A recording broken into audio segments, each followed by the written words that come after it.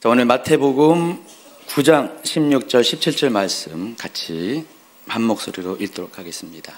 생배 조각을 낡은 옷에 붙이는 자가 없나니 이는 기운 것이 그 옷을 당기어 헤어짐이 더하게 되며 새 포도주를 낡은 가죽 부대에 넣지 아니하나니 그렇게 하면 부대가 터져 포도주도 쏟아지고 부대도 버리게 됨이라. 새 포도주는 새 부대에 넣어야 둘이 다 보존되느니라. 아멘. 아주 오래전 제가 사역자로서 원래 가던 길이 있는데 방향을 바꿔서 새로운 길로 들어설 때가 있습니다. 그때 저로 하여금 그 길을 가는 것을 가장 주저하게 한 몇 가지 상황들이 있었는데, 당시 저는 아주 전통적인 교단에서 몇 년째 이제 전도사 생활을 하고 있습니다. 제가 원래 자라난 것은 감리교지만은 신학은 선결교단에서 했고 전도사 생활도 선결교단에서 했습니다. 근데 어느 날 최 목사님이 새로운 영적 흐름을 접하면서 그곳에 조금씩 이제 발을 들여놓기 시작했습니다. 그러면서 어느 틈인가 이제 저에게도 그곳에 같이 가서 은혜 받자고, 나중에는 아예 사역적으로 지금 있는 곳에 떠나서 좀 합류해달라고 동행을 요구하는 상황이 있었습니다. 그래서 제가 한 1년 넘게 굉장히 결단에 대해서 고민을 많이 하고 있었습니다. 제가 망설인 것은 이제 두 가지 이유 때문이었습니다. 첫 번째는 지금까지 다져온 이 소속 교단에서 사역자로서의 기반을 갖추고 있었는데 아무도 모르는 새로운 곳에서 모든 것을 다시 시작해야 된다는 일종의 저만의 억울함이 있었습니다. 그 억울함을 여러분 잘 이해 못하시지만은 좀 억울했어요. 왜냐하면 지금까지 제가 살아온 터전도 있고 쌓아온 인간관계가 있는데, 일단 교단을 옮기게 되면은 그 모든 것들이 다 끊어지게 돼 있어요. 실제로 결과적으로 그렇게 되어버렸습니다. 또 사역자로서의 경력도 다시 시작해야 할 수도 있습니다. 그동안 제가 소속된 교단에서 목사 안수를 받기 위해서 계속 준비를 해왔고 시험도 보고 계속 과정들을 차곡차곡 밟아보고 있었는데, 교단을 떠나게 되면은 어쩌면 모든 것을 처음부터 다시 시작해야 되는 그런 애매함도 있었습니다. 다행히 그런 일은 없게 되었습니다. 여러 가지로 포기해야 될 것들이 많은 선택이었습니다. 제가 원한 선택이라면은 억울함이 없는데, 이번의 경우 제가 원하는 선택이 아니었습니다. 오로지 아내를 위해서, 사랑하는 아내를 위해서, 세계 평화는 아니더라도 가정의 평화를 위해서 그런 선택을 할 수밖에 없었습니다. 곰곰이 생각해 보니까 도대체 내가 왜 이런 선택을 해야 되지? 그러면서도 아내랑 대화를 하고 아내를 보면은 같이 가져야 되는 그런 부담감, 고민을 할 수밖에 없습니다. 아마 이곳에 계신 남자 성도 중에서 그때 저와 비슷한 입장에 계신 분도 계실 것 같아요. 아내에 따라서 여기까지 왔지만은 내가 여기 주임직에 왜 와야지? 뭐 아내는 좋아하지만은 나하고는 안 맞는데, 여러 면에서 안 맞는데, 아마 그분들은 저보다는 낫기 때문에 아마 세계 평화를 위해서 어쩔 수 없이 이곳에 같이 동행하신 분도 계실 것 같습니다. 그렇지만 결과적으로 저는 인생 가운데 잘한 몇 가지 선택 중에 하나가 그 선택이었고요. 아마 여러분도 그와 같은 탁월한 선택이었다는 것을 언젠가는 여러분이 확인하게 될 것입니다. 그런 남편들을 격려합니다. 잘하셨고요. 잘 오셨습니다. 둘째로 제가 주저하게 된 것은 이 예배 현장에 부딪히는 어려움이 있었습니다. 왜냐하면 지금까지 제가 소속됐던 교회나 교단이나 그것에 드린 예배와는 많은 다른 낯설음이 있었습니다. 또 그 낯설음으로 인한 거부감도 있었습니다. 많은 분들이 똑같죠. 전통적인 교회에서 예배를 드리고 있다가 그냥 평범한 교단에서 예배를 드리고 그곳에서 성장하고 있다가 전혀 들어보지도 못했던 낯설은 용어들이 질비한 그런 새로운 예배의 형태, 예배의 모습, 현상들을 가지고 있는 이 교회로 옮기게 되면서 저로서는 쉬운 게 아니었어요. 제가 알고 보면 굉장히 보수적인 사람이거든요. 여러분 눈에는 어떻게 보일지 모르지만은 제가 예전에 변화를 그렇게 좋아하는 사람은 아니었어요. 그래서 어떤 전통이나 지금까지 해왔던 것들에 대한 변화를 몹시는 아니지만 그래도 어느 정도 싫어하는 사람이었습니다. 그런데 전혀 낯설은 새로운 현상들, 제가 기름붐이라는 단어도 그때 처음 알았어요. 여러분 스토리랑 비슷하잖아요. 그렇죠? 그래서 다 낯설었던 그런 상황들이었습니다. 물론 그렇다고 해서 대단한 것도 아니었어요. 지금 우리 주임제교회에서 여러분이 경험하고 있는 다 이런 것들인데 전에는 이런 게 전혀 저에게는 다 낯설었고요. 일종의 문화 충격이 있었습니다. 언젠가 인천의 어느 감리교회에서 수백 명이 모이는 집회가 있었어요. 여기서 가까운 교회인데 최 목사님이 그 집회에 참석을 했고요. 저는 이제 퇴근해서 최 목사님을 픽업하러 종료되는 시간에 맞춰서 교회에 갔습니다. 교회 밖에서 주차를 하고 저는 안 들어가고 최 목사님만 나오기를 기다리고 있었습니다. 기다리니까 사람들이 다 끝나고 나오는데 최 목사님은 안 나오고 있어요. 근데 어디서 많이 보던 사람이 나오더라고요. 여러분 그 스콧 브레 목사님 아시는가요? 다윗의 장막. 그분도 나오더라고요. 그분이 그때 찬양 인도를 했던 것 같아요. 사람들이 거의 다 빠져나가고 교회 앞에 등도 꺼지고 그리고 점점 교회 실내 등도 다 꺼지고 있었습니다. 여전히 최 목사님은 나타나지 않습니다. 할 수 없이 아내를 찾아서 혹시 분실됐나 해서 아내를 찾아서 교회 안에 들어갔습니다. 교회가 다 불이 꺼졌어요. 예배실도 불도 꺼졌고 다 껌껌했어요. 근데 유일하게 지하에서 빛이 조금 새어나와서 지하를 찾아서 들어갔습니다. 가봤더니 지금 우리 교회에 넓이만한 기도실이 있더라고요. 거기에 한 수십 명의 사람들이 남아 있었어요. 멀리서 봤더니 몇몇 분들이 바닥에 누워 있었는데 자세히 봤더니 그 누워 있는 사람 중에 하나 최 목사님이 있었던 거예요. 그래서 아내는 제가 잘 찾죠. 근데 순간 기분이 별로 좋지 않은 거예요. 솔직히 말하면 상당히 안 좋았습니다. 왜냐하면 그 누워있는 모습이 저한테는 다 낯설었기 때문에 그리고 가만히 누워서 자는 것도 아니잖아요. 아시죠? 뭔 말인지. 뭔가 액션을 취하면서 몸을 떨고 막 그러고 있는 모습. 성령 안에서 기름 부음을 이제 느끼는 그런 모습인데 그때는 그게 굉장히 저한테는 불쾌감으로 찾아왔습니다. 한 번도 겪어보지 못한 아주 생소한 경험이었어요. 제가 그런 얘기 했나요? 했군요. 안 한 줄 알았는데. 제가 굳이 이런 이야기를 꺼내는 이유는 여러분 중에서도 아마 비슷한 낯설음, 또 막막함, 또 어떻게 해야 될지 모르는 그런 것들을 느끼는 분들이 있을 것 같습니다. 저는 그날부터 지금까지 한 번도 제 몸으로 뭔가를 이렇게 느끼거나 그런 적이 한 번도 없어요. 저도 그런 걸 느끼면은 저도 이제 이해를 할 텐데 전혀 그러지 않은 상태에서 처음 본 그런 모습들을 보면서 상당히 그때 당시 어려움을 지난 것 같습니다. 그래서 20년의 세월이 흘렀네요. 그렇지만은 저는 여전히 제 몸은 무감각하고 최 목사님하고 전혀 이제 다른 모습이지만은 그럼에도 불구하고 저는 이제는 이제 그런 분들을 이해하고요. 또 어떤 느낌일까? 어떤 생각일까에 대해서 충분히 이해하면서 또 그런 아내들을 지켜보는 남편들의 마음도 동시에 이해를 하고 있습니다.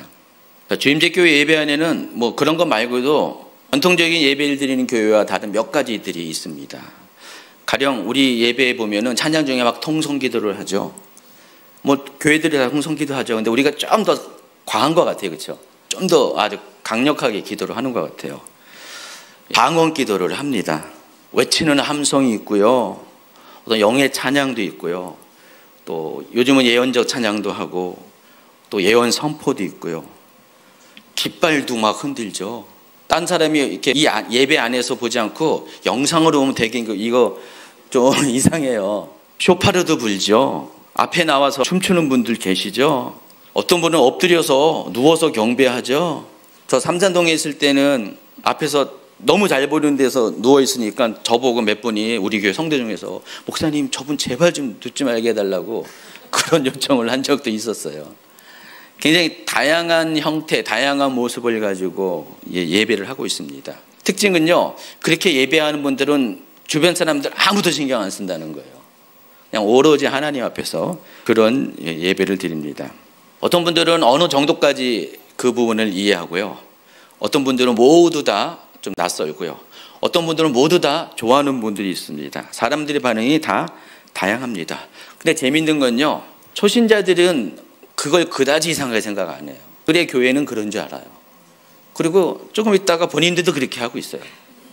그리고 상당히 좋아해요. 근데 전통적인 예배 형식에 익숙한 분들, 과거의 저와 비슷하게 아주 자기가 신앙적으로 아주 모범적이라고 생각하는 분들, 과거의 저와 비슷하게 그렇게 생각하신 분들 중에서는 이런 행위들에 대해서, 형태에 대해서 불편해하는 분들이 좀 많이 있는 것 같습니다. 어찌되었든 당시 저로서는 이와 같은 이유들로 인해서 이 새로운 선택에 대해서 주저할 수밖에 없었습니다.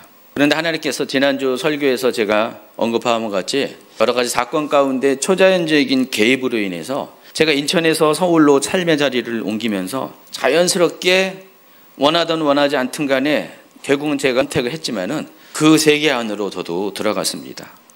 그리고 시계바늘은 돌릴 수가 있는데 하나님의 시계는 돌릴 수가 없어서 저는 그 세계 안에서 적응해 나가야만 했습니다.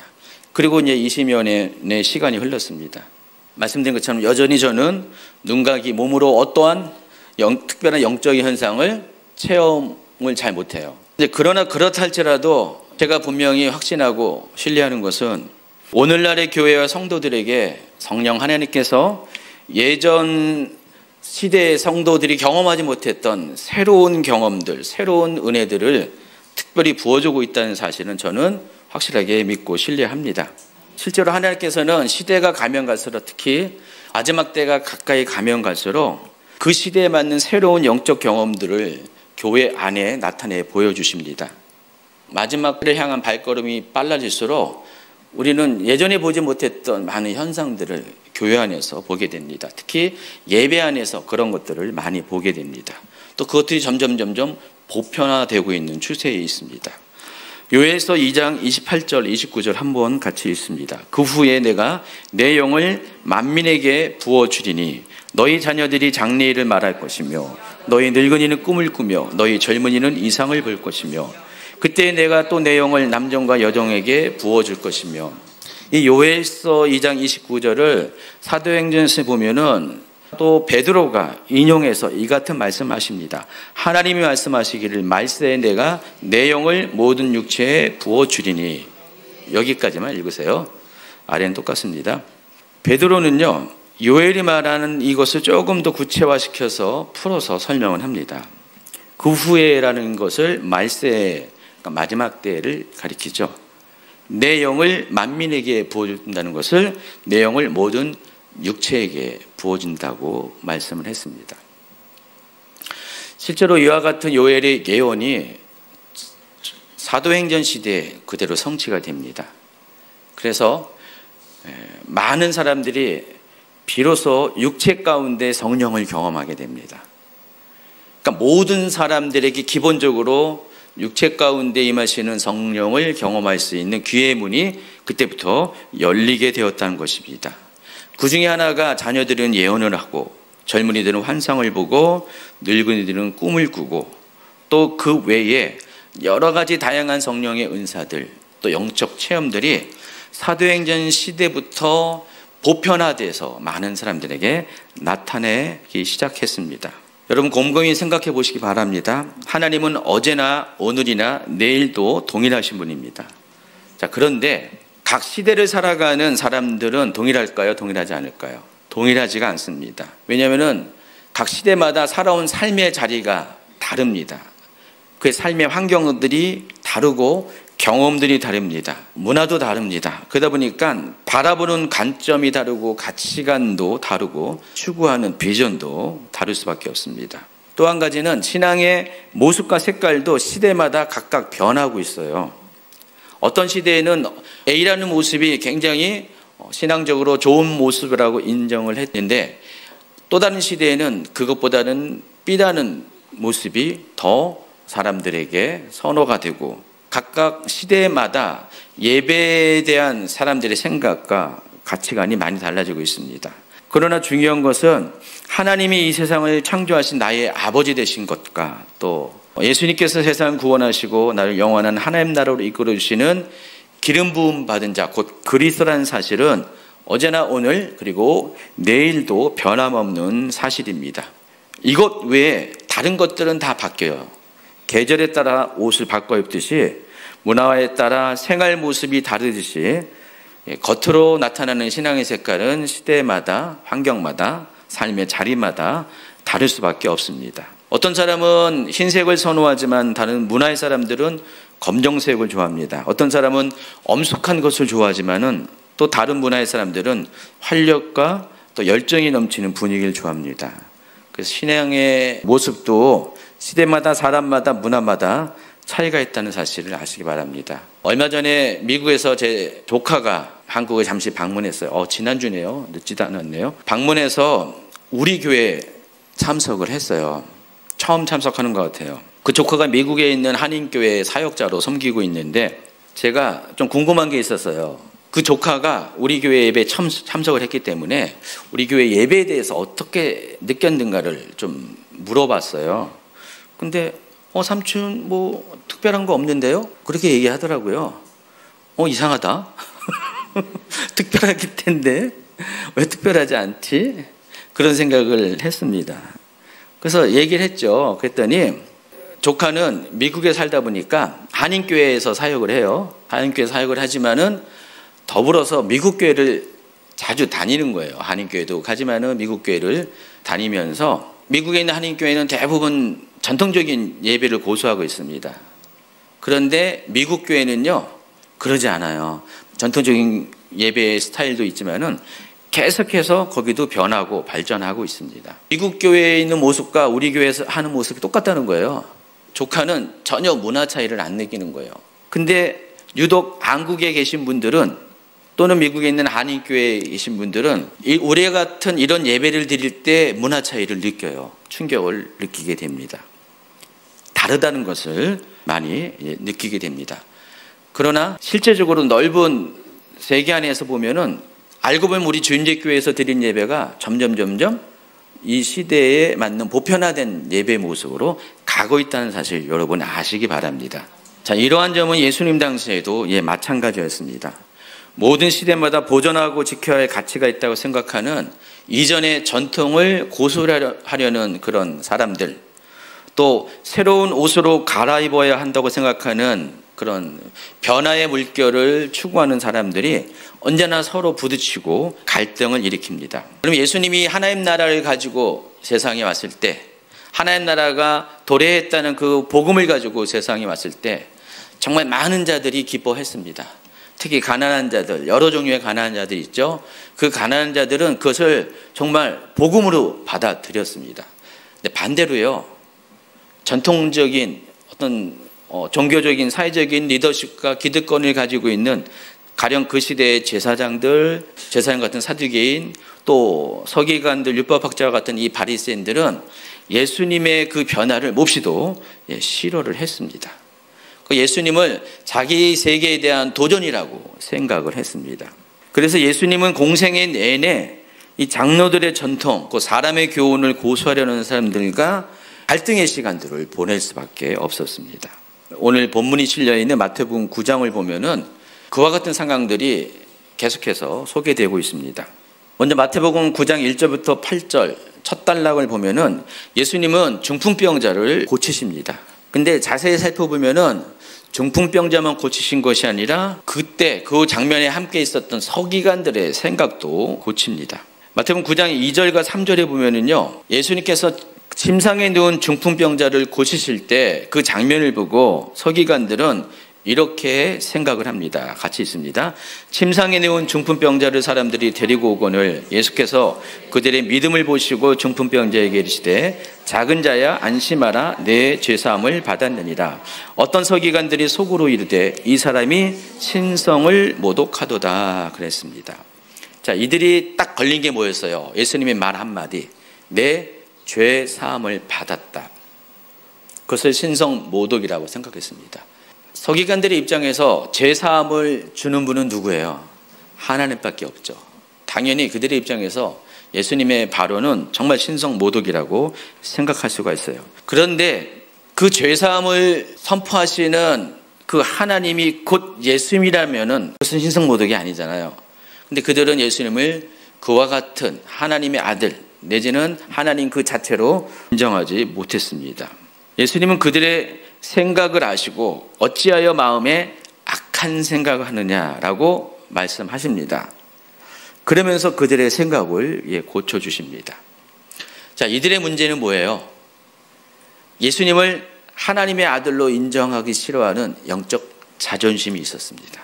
그래서 육신적으로는 중풍병자가 병자이지만은 예수님 눈에는 생각이 몸으로 행동으로 따르지 못하는 서기관들이 영적인 중풍병자라고 생각을 했다는 것입니다. 어쨌든 이 장면에서 보면은 예수님과 지금 서기관들이 뭐예요? 갈등을 하고 있습니다.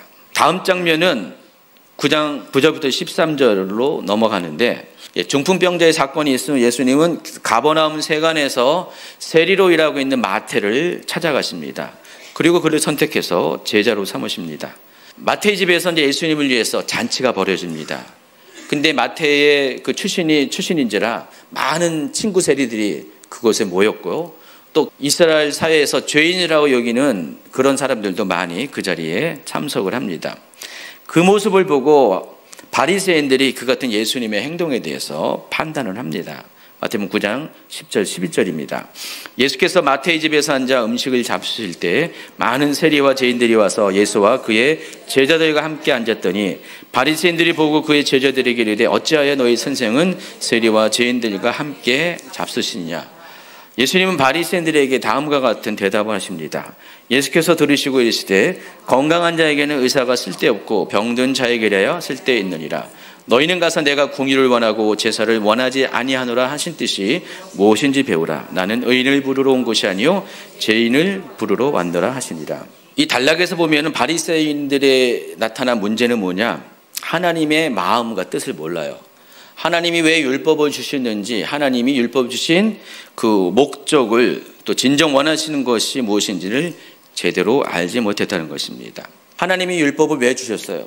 여러분을 올가매게 하기 위해서요? 그걸 통해서 여러분이 정말로 아주 경건하고 거룩한 사람이 되게 하기 위해서 그렇습니까? 율법을 주신 목적은 여러분을 살리시기 위해서 그랬습니다. 죄를 죄로 알게 하는 기능을 가진 것이 율법입니다. 만약에 율법 없으면은 죄가 죄인지 몰라요.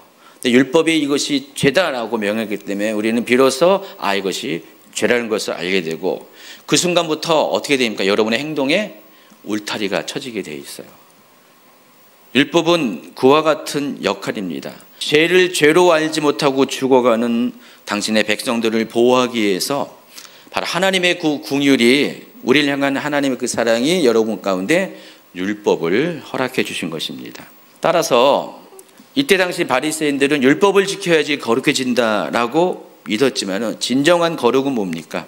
죄인을 하나님의 은혜에서 분리시키는 것이 아니라 하나님이 원하시는 그 긍휼을 따라서 그들에게 하나님의 자비를 베풀고, 또 그들을 정말 진정으로 하나님의 그 마음 안으로, 따뜻한 마음으로 이끌어주는 그런 역할을 하는 것이 진정한 거룩한 사람의 행동이라는 것입니다. 바리새인들은 이렇게 하지 못했어요. 그래서 예수님은요, 진정한 거룩이 무엇인지를 12, 13절을 통해서 가르쳐 주십니다. 그리고 오늘 본문이 속해 있는 마태복음 9장의 이 세 번째 단락에서는 예수님에게 침례 요한의 제자들이 나와서 자신과 바리새인들은 일주일에 2번씩 금식을 하는데 왜 예수님의 제자들은 금식하지 않는지를 따집니다. 14절입니다. 그때 요한의 제자들이 예수께 나와 이르되 우리와 바리새인들은 금식하는데 어찌하여 당신의 제자들은 금식하지 아니하나이까? 이때 예수님은 어떻게 말하십니까? 금식의 시기에 대해서 말씀을 하십니다. 금식은 아무 때나 하는 것이 아니라 혼인집 손님들이 신랑과 함께 있을 동안에는 슬퍼할 수 없다. 여기서 혼인집 손님들, 또 신랑이 의미하는 게 뭔지 알죠? 여기서 신랑은 바로 예수님을 말하고요. 혼인집 그 손님들은 그 예수님의 구원의 잔치에 참여하는 사람들을 말합니다. 그러나 신랑을 빼앗길 날이, 예수 그리스도가 고난당하시고 죽으실 날이 오게 될 것인데 그때는 금식할 것이다 라고 말씀하십니다. 그래서 금식은 뭐예요? 하나님과 함께 있을 때는 금식하면 안 돼요. 왜냐하면 하나님과 함께하는 것을 기뻐해야지. 지금 만약에 축제가 벌어지고 있는데 하나님이 지금 여러분과 함께하고 계신데, 예수님 여러분 함께하고 있는데 어떤 한쪽에서는 계속 금식하고 배고파가지고 그냥 인상 찌그리고 있고 말도 안 하고 계속 그러고 있는 건 오히려 결례죠. 그렇죠? 잔치집에서는 금식하면 안 돼요. 잔치집에서는 많이 먹어줘야 돼요. 많이 기뻐해 줘야 된다는 것입니다. 그래서 금식의 참된 의미가 무엇인지를 예수님이 가르쳐 주십니다. 자, 이와 같이 마태복음 9장에 보면은 오늘 본문 앞에 있는 세 달랑 모두가 다 예수님이 갖고 오신 하나님 나라의 새로운 원리와 기존의 전통적인 고수하려는 가치관들이 계속해서 갈등을 하고 대립을 하는 장면이 나옵니다. 그 결론으로 오늘 16절, 17절 말씀을 하고 계십니다.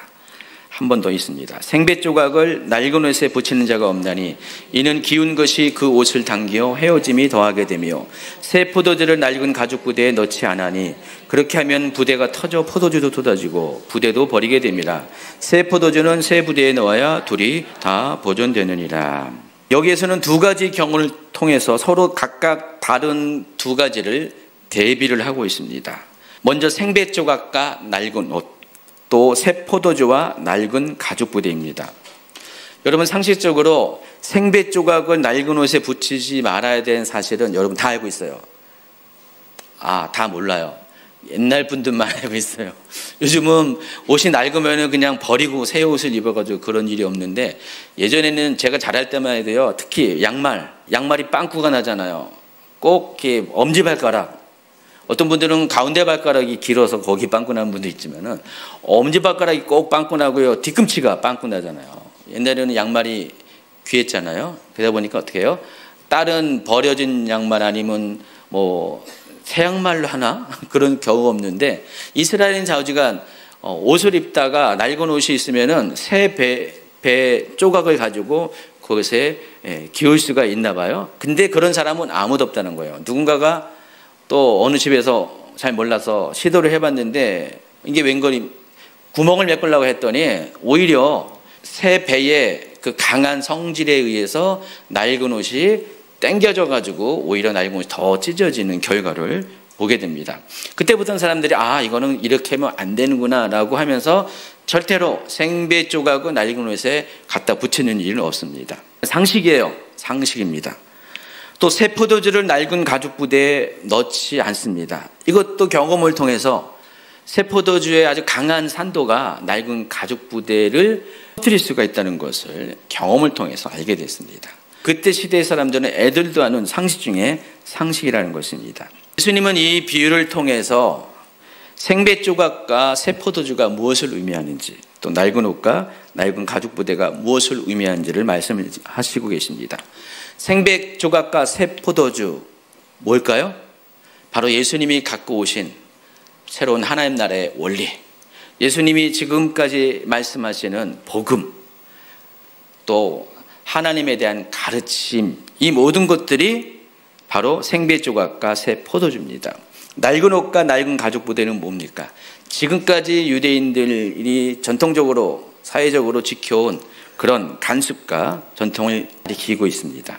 예수님은 자신이 전파하시는 하나님 나라의 복음을 받아들이지 않고 오히려 판단하면서 대적하는 서기관들과 바리새인들, 그리고 침례 요한의 제자 등 옛 시대의 관점과 간습에 얽매인 사람들과 예수님이 가르쳐 주시는 이 가르침이 새 나라의 이 원리가 결코 하나가 될 수 없음을 선언합니다. 자, 그런데 우리가 여기서 한 가지 아셔야 될 것은, 그렇다고 해서 예수님은 그것들을 폐하시고자 했냐? 그렇진 않다는 것입니다. 오히려 이러한 대립을 통해서 예수님이 말씀하시고자 하는 것은 이 두 가지 삶의 방식이 서로 다르다는 것을 말씀을 하고 있습니다. 그리고 그 다르다는 것을 사람들이 인정하고 또 서로 존중해 줄 것을 말씀을 하고 계시는 것입니다. 많은 분들이 이 말씀에 대해서 오해하는 것 중에 하나가, 이 말씀을 읽다 보면은 그래, 낡은 옷 그거는 다 버려야 돼, 낡은 가죽 부대 폐기해야 돼 라고 생각을 하는데, 예수님의 말씀의 핵심은 그게 결코 아닙니다. 오늘 제목에 있잖아요. 둘 다 보존해야 된다. 결론은 그거죠.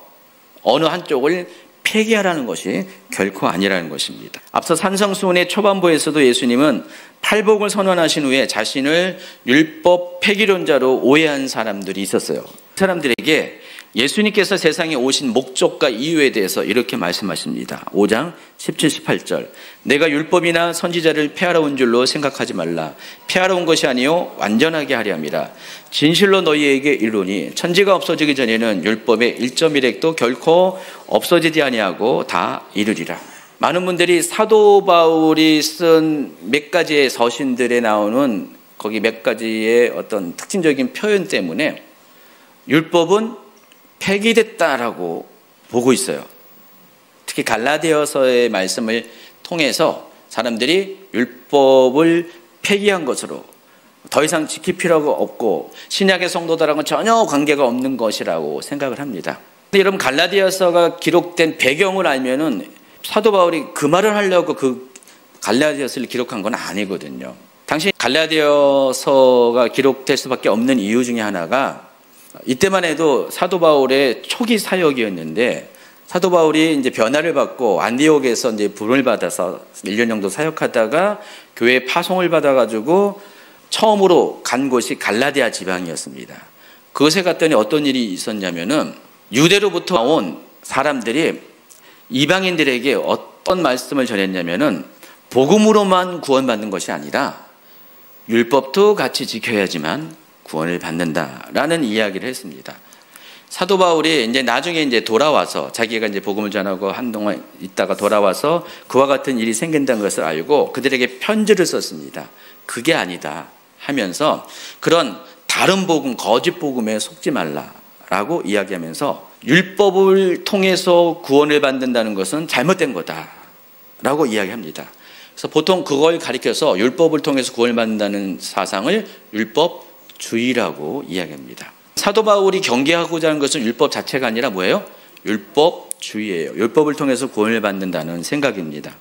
사도 바울이 그와 같은 목적으로 갈라디아서를 썼고요. 또 로마서도 그와 비슷한 내용들이 있지만 약간 완화된 복음과 균형을 갖춘 율법에 대한 설명을 합니다. 근데 오리지널 예수님의 말씀이 중요한 거잖아요.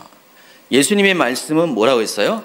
천지가 없어지기 전에는 결단코 율법의 1.1획도 없어지지 아니하고 다 이룰 것이다 라고 이야기를 합니다. 그러니까 예수님은요, 율법도 강조하시고 복음도 강조하셨습니다.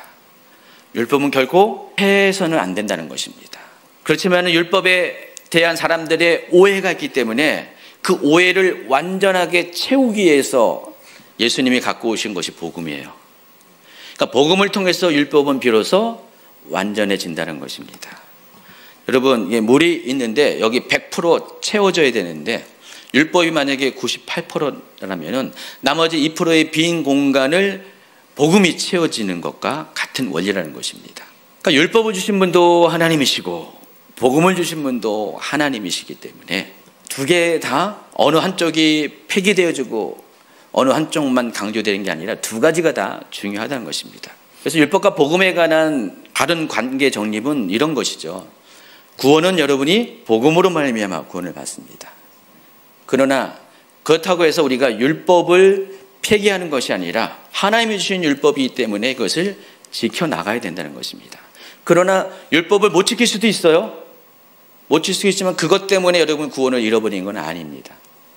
율법을 지킴을 통해서 여러분은 하나님께서 여러분을 거룩하게 구별하게 하시는 삶에 더 가까이 나아갈 수가 있습니다. 여러분, 십계명도 율법에 속한 계명이에요. 만약 율법을 폐기한다면 어떻게 십계명 폐기해야 되잖아요.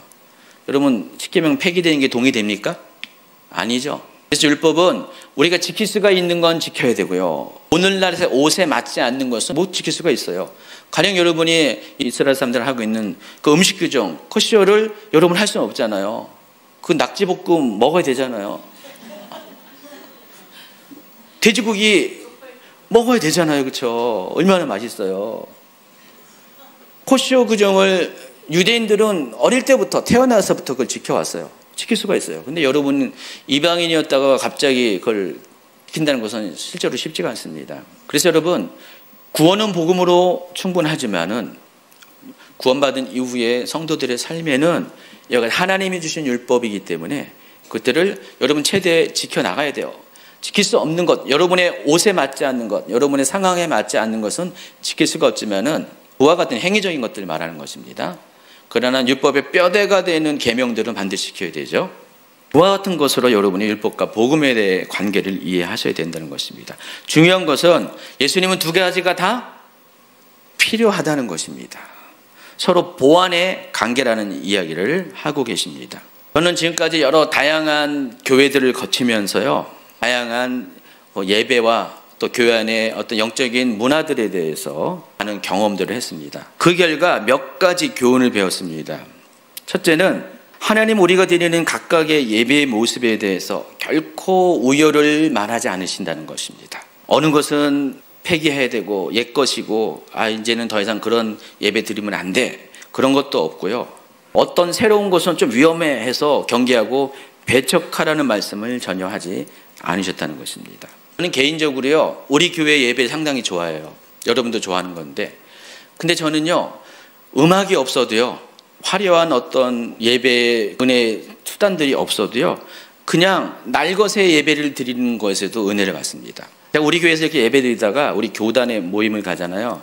대부분 연령층이 많으세요. 평균 연령이 60대 정도 돼요, 목사님들이. 거긴 반주자도 없고요, 그냥 찬송가만 부르세요. 근데요, 어떨 때는요, 우리 교회 예배 드릴 때보다 더 은혜가 있을 때가 있어요. 근데 어떤 분들은요, 이렇게 화려한 예배를 많은 시스템이 갖춰지고요, 많은 도구들이 참여되고 이런 예배에서는 은혜를 받지만은 그런 예배에서는 시시해라고 해서 은혜를 전혀 받지 못하는 분들이 가끔씩은 있는 것 같아요. 여러분이 아셔야 될 것은, 중요한 것은 예배 환경이 아니라는 사실입니다. 이왕이면은 좋은 예배 환경이 있으면 더 좋지만은 예배 환경이 어떠냐에 따라서 은혜를 받고 못 받는 것이 아니라 예배를 드리는 사람의 마음의 자세와 태도, 가장 중요한 것은 하나님을 향한 그 사랑과 목마름이 있냐, 그게 중요한 겁니다. 여러분이 하나님에 대한 갈망이 있으면요, 북한 성도들처럼 이불 속에서 혼자 예배해도 그날의 은혜는 더 클 수 있습니다. 아무리 화려한 조명과 대단한 음악 가운데, 뜨거운 함성 가운데 예배를 드려도 이 가운데는 은혜를 전혀 못 받는 사람도 있어요. 몇 명 계시죠? 오늘도 진짜로 있습니다. 근데 여러분이 마음의 태도를 바꿔서 정말 열정을 가지고 사모함으로 목마름으로 오면은요, 누구도 은혜 못 받는 사람이 아무도 없습니다. 여러분의 태도가 중요한 거예요. 여러분의 자세가 중요하다는 것입니다.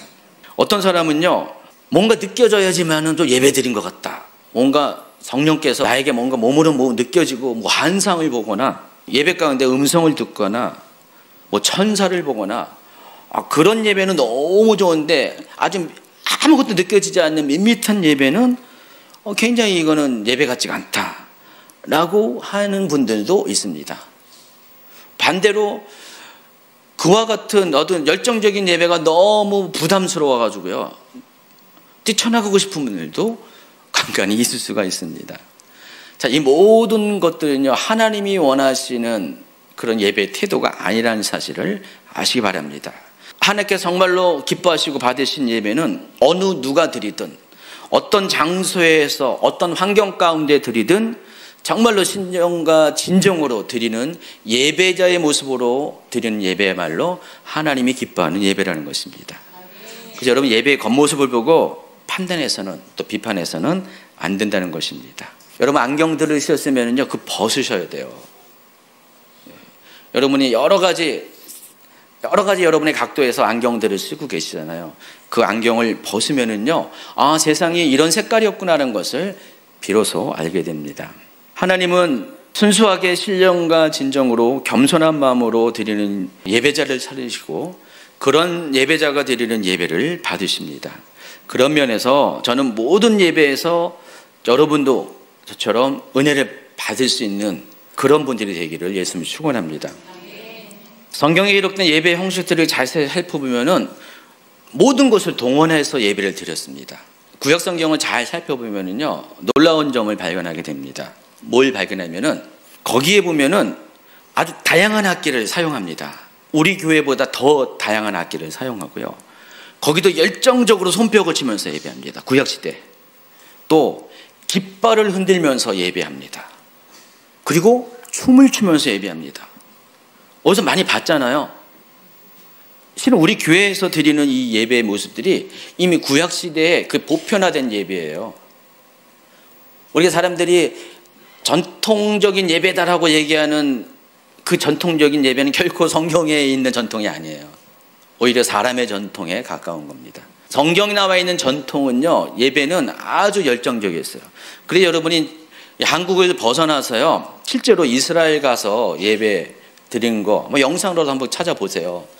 오늘날도 이스라엘 사람들은요, 이렇게 조용하게 예배 안 드립니다. 성경에 남아있는 그대로 악기를 다 총동원하고요, 손뼉 치고 춤추면서 소리 지르면서 기뻐하면서 예배를 드립니다.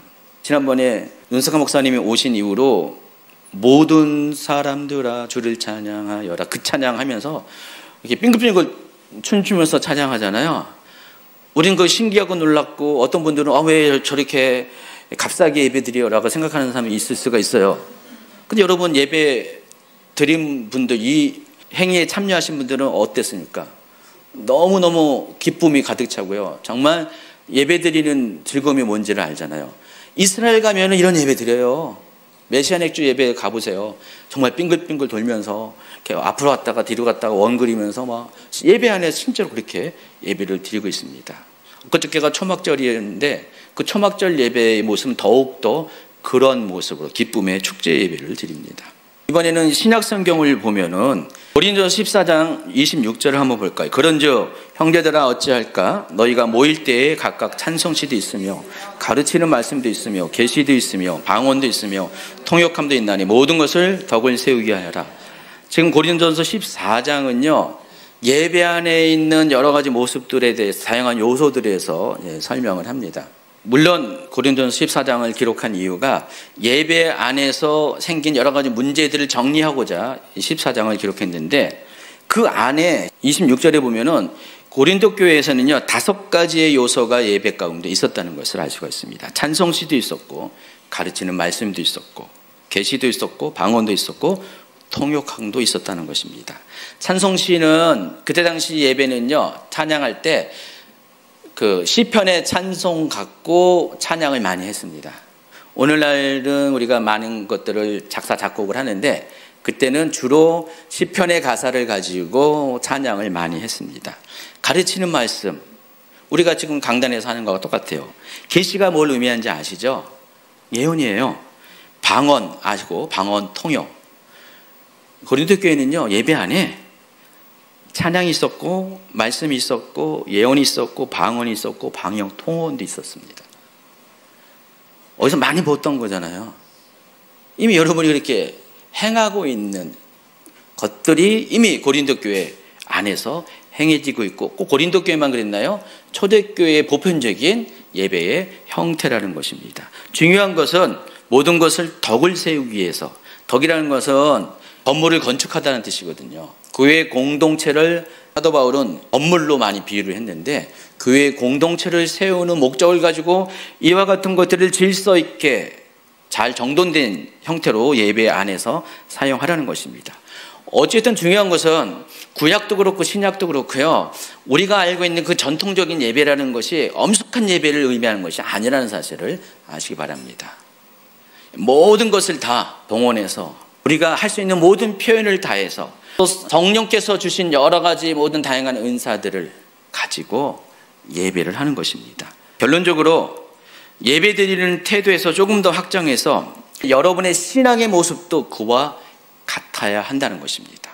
여러분의 신앙의 모습도 하나님이 주신 다양한 은혜의 수단들에 대해서 어떤 것은 되고 어떤 것은 안 되고, 마치 반찬을 편식하는 것처럼 그래서는 안 된다는 것입니다. 가끔 이런 생각을 해보셨을 것입니다. 성당에 가면은요, 어느 곳을 가든지 같은 교리, 같은 조직, 같은 예배를 드리는데, 또 분열과 다툼도 없는데, 아니 왜 기독교만이 왜 수많은 교파와 교단이 있고 맨날 싸우고 맨날 분열하고 이런 일이 있을까? 부정적으로 보면 그것이 굉장히 문제가 있는 것처럼 보이지만은, 생각을 바꿔서 다른 관점에서 보면은요, 이거는 굉장히 또 장점 중에 하나인 것 같아요. 이 기독교는 다양성이 있습니다. 너무나 다른 색깔의 예배들, 다른 색깔의 신앙의 모습들, 그러니까 우리가 알고 있는 기본적인 하나님과 예수님과 성령님과의 관계에 대한 구원과 관련된 그 기본적인 교리의 골격은 유지하면서 그 보여지는 색깔들, 태도들은 다를 수도 있다는 것을 여러분이 인정하시기 바랍니다. 만약에 교회도 정당처럼 한 가지 색깔만 가지고 예배를 드린다. 어떡할까요? 여러분, 그것에 맞는 사람들은 그게 좋아요. 근데 그것에 맞지 않은 사람은 어떻게 해요? 너무너무 힘들고 어렵다는 것입니다. 하나님의 마음과 뜻은 뭐예요? 모든 사람들이 다 구원에 이르길 원합니다.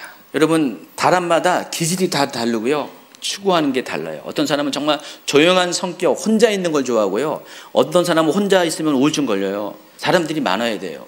어떤 사람은 말을 많이 해야 돼요. 다 사람들마다 기질과 성격, 성품이 다 달라요.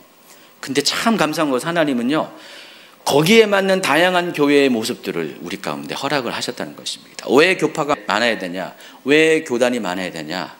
그런 다양한 많은 사람들을 다 구원하기 위해서 하나님께서 넓게 펴놓으신 그물과 같은 것입니다. 우리 주임교회 같은 교회도 있어야 되고요. 엄숙한 교회도 있어야 돼요. 근데 중요한 것은요, 어느 한쪽이 다른 한쪽을 비난하거나 판단해서는 안 된다는 것입니다. 나만 옳다고 주장해서는 결코 안 된다는 것입니다. 예수님은 어떻다고 했어요? 낡은 가죽 부대에 새 포도들을 담지 못하고 낡은 옷에 생배를 붙이지는 못하지만, 그러나 중요한 것은 둘 다 보존돼야 된다. 각각의 역할이 있어야 된다는 것입니다.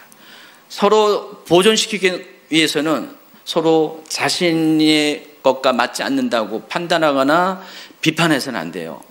그것을 깎아내리거나 폐기하려는 시도를 해서는 안 된다는 것입니다. 우리는 정말 우리가 놓지 말아야 될 기본적인 신앙의 골격들을 유지하는 안에서 우리의 옷이 다른다는 것을 인정을 하셔야 한다는 것입니다. 여러분, 계절이 바뀌면은 옷을 새로 갈아입잖아요. 다른 어떤 장소에 따라서 우리는 다양한 옷을 입습니다. 우리의 신앙의 모습도 그럴 수밖에 없다는 사실을 인정해 주시기 바랍니다. 성숙한 사람은 모든 예배 안에서, 어떤 형태의 예배 안에서도 다 은혜 받는 사람입니다. 어느 한 가지만 고집하는 것이 아니라, 여러분, 자칫 바리새인처럼, 서기관처럼, 또 금식을 강조한 요한의 제자들처럼 여러분의 생각의 감옥에 여러분 자신을 묶어두지 마시기 바랍니다. 감옥에서 나오세요. 자유하세요. 그리고 어떤 예배에서든지 다 은혜 받을 마음의 준비와 태도를 가지시기 바랍니다.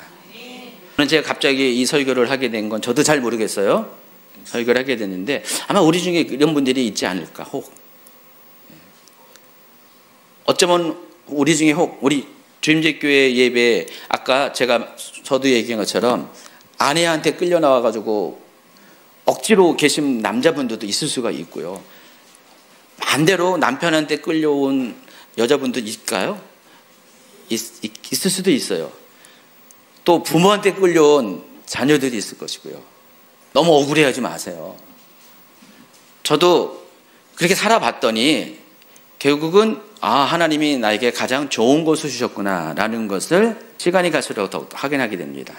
제가 가지고 있는 저의 어떤 기질, 특성들은 특성대로 살리시면서 하나님이 새로운 예배 문화와 새로운 신앙의 색깔의 옷을 인입시켜가지고요, 더욱 빛나는 사람으로 저를 좀 만들어가고 있다는 사실을 느끼면서 오히려 감사가 많이 나옵니다.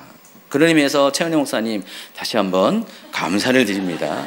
그때 한 1년 힘들게 했지만 엄청 싸웠어요 그때요. 결국은 그 생각의 감옥에서 끌어내주신 것을 다시 한번 감사드립니다. 여러분 모두가 그와 같은 생각의 폭을 넓혀서 하나님이 주신 모든 좋은 것들을 편가르지 않고 다 누릴 수 있는, 모든 곳에서 다 은혜를 받을 수 있는 진정한 성숙한 예배자가 되기를 예수님의 이름으로 축원합니다.